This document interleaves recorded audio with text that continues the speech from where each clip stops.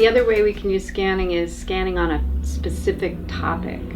And that is a fantastic technique for working on particular issues in your life. So if you have an addiction about something, a compulsion, if you have something that you know is an issue, it's one of the intermittent patterns or latent patterns, scanning is really great for that. It's not particularly great for chronic patterns, like if you have something like, well, I'm just not a very good person. Like, it's a little hard to scan on all the times you didn't feel good, that you were good. It's like you'll get kind of overwhelmed by that. There's better techniques for that. But if you have a particular issue that you know you want to change, like, I always get completely nervous when I have to apply for a job, or I get scared about dogs, or I want to get through my addiction to chocolate. So you would start scanning on that theme. What's the earliest thing you remember about chocolate?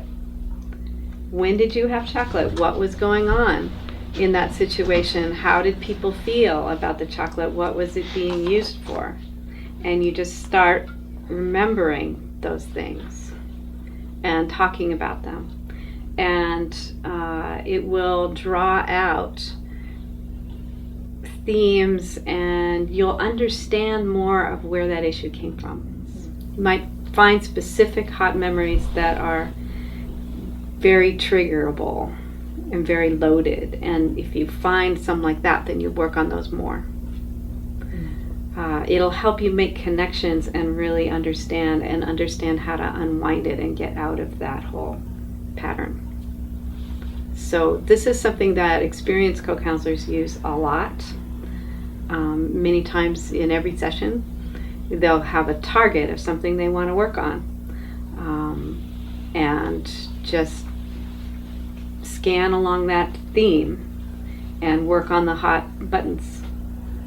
And that in that way you can get out of addictions, get out of compulsions, really change your habit patterns of the way you behave. I'm just reminded about how foggy the memory of my childhood is when I'm asked to do something like that. Yeah. I don't know what my first memory is. Is that even a memory? Uh-huh. Absolutely. I have very foggy memories myself. But as I said, if you continue to fish like that, they'll emerge and you'll remember things. In fact, people who have studied languages and can't remember them anymore, if you start talking about your memories of the class and the words you can remember, it'll start pulling the information out of your memory banks into your conscious mind again, because it just kind of gets filed away because we're not using it, but it'll start coming back out and you can remember it. So I'm thinking that in the last time, what might be more useful is doing a demo of the scanning on the topics, and then you can try doing a mini on your own, so we don't have to stay too long.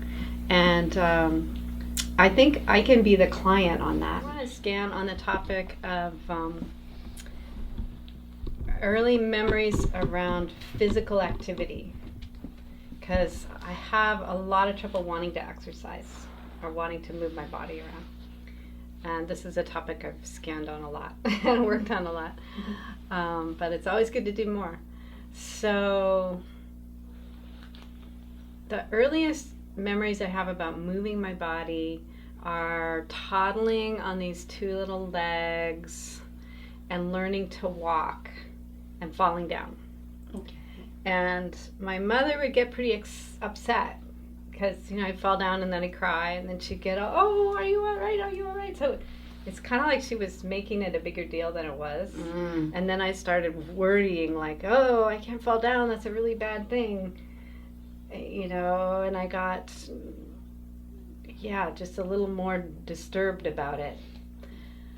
But actually, the really earliest thing was my birth that I've uncovered through working on this. And at my birth, my mother was anesthetized from the waist down, and I was too. So when the birth started happening, it was like this huge, big initiation thing that I was going through with my mom, and then suddenly I couldn't feel my body, and I couldn't feel her body, And it was like, whoa, like completely disassociated, like what's going on? Something really intense is happening. And it also, when I came out, I actually think my heart might have faltered as I was being born. And when I came out, it was hard to breathe. I remember like just getting anything to work was really difficult. Yeah. It was like moving through molasses, you know, just like, whoa. And that gave me this imprint my whole life of like, it's really hard being in a physical world. It really, nothing works, and it's heavy and dense. And yeah, so having to work through that a lot. Other things I remember running when I was about probably 4 or 5 in kindergarten. I was running and playing, and then I fell over and knocked the wind out of myself. And I was like, I can't breathe. You know, that feeling, that terrible feeling of not being able to get wind back into your lungs. And that was really, really scary. Yeah. And it made me kind of like, whoa, I didn't know that could happen. Maybe I shouldn't go running around like that, you know, kind of like, whoa. Yeah. Okay, I think that's probably enough. Okay. Thank you. You're welcome. Yeah. So I'm going to look around a little bit. I didn't get too deep into anything, but anything you want to say about that process that you noticed?